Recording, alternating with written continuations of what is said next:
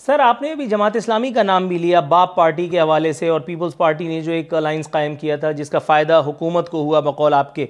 पूछना ये चाह रहा था कि जमात इस्लामी के अमीर सिराजुल हक साहब ऑन रिकॉर्ड हैं, मुतअद्दिद मरतबा उनका ये बयान सामने आ चुका कि अपोजिशन में और हुकूमत में कोई फ़र्क नहीं, असल झगड़ा दूध की बोतल का है। बोतल इस वक्त PTI के पास है जिसका रोना रो रही हैं पीपल्स पार्टी और नून लीग और फजलुर रहमान साहब। ये व्यूज़ हैं सिराजुल हक साहब मोहतरम अमीर जमात इस्लामी पाकिस्तान के। उसके बावजूद जमात इस्लामी का कोई इस तरह का कोई इमेज भी नहीं है कि वो सियासी फ़वायद के लिए या NRO लेने के लिए कोई इस तरह का काम करेंगे।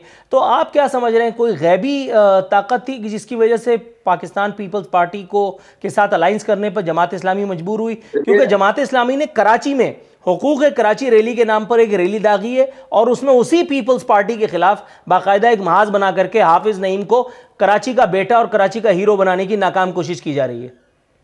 देखिए, मैं ज़ाती तौर पे इसलिए ज़्यादा परेशान हूँ कि मेरी खुद सिराजुल हक साहब से बहुत तफसील से बात हुई थी डस्का के इंतखाबी मार्के के हवाले से। वहाँ पर जमात इस्लामी का कोई कैंडिडेट नहीं खड़ा, तो हमने उनसे दरख्वास्त की थी कि आप वहाँ पर हमारी हमायत करें।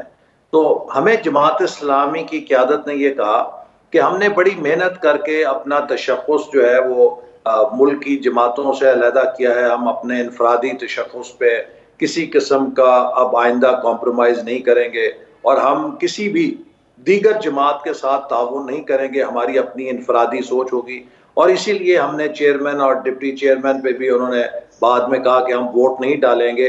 हालांकि उस वक्त वोट ना डालने का मकसद तो सिर्फ ये था कि आप अपोजिशन का एक वोट घटा के हुकूमत की इनडायरेक्टली मदद ही कर रहे हैं। लेकिन फिर यकायक क्या हो गया कि चेयरमैन और डिप्टी चेयरमैन के लिए तो आपने वोट नहीं डाला कि हम गैर जानिबदार रहेंगे, लेकिन लीडर ऑफ अपोजिशन के लिए इतना जरूरी हो गया कि वो पीपल्स पार्टी के उम्मीदवार को मुस्लिम लीग, नून और PDM के दीगर जमातों के उम्मीदवार के मुकाबले में ज्यादा मोतबर समझा और उन्होंने इसको वोट डालने में ही अपना सियासत को आफियत समझी। तो ये फिर कुछ शकूक व शुबहात तो पैदा होते हैं। गोया एक ही सफ में खड़े हो गए महमूद व अयाज। मुत्तहदा कौमी मूवमेंट हो या जमात इस्लामी कौमी मूवमेंट, सब एक टेलीफोन कॉल की मार है। अगर बाल्फाज दीगर मैं समअप करूं तो बस ये आप कह सकते हैं, आपके पास फ्रीडम। सब्सक्राइब करें और बेल दबाएं ताकि कोई खबर रह न जाए।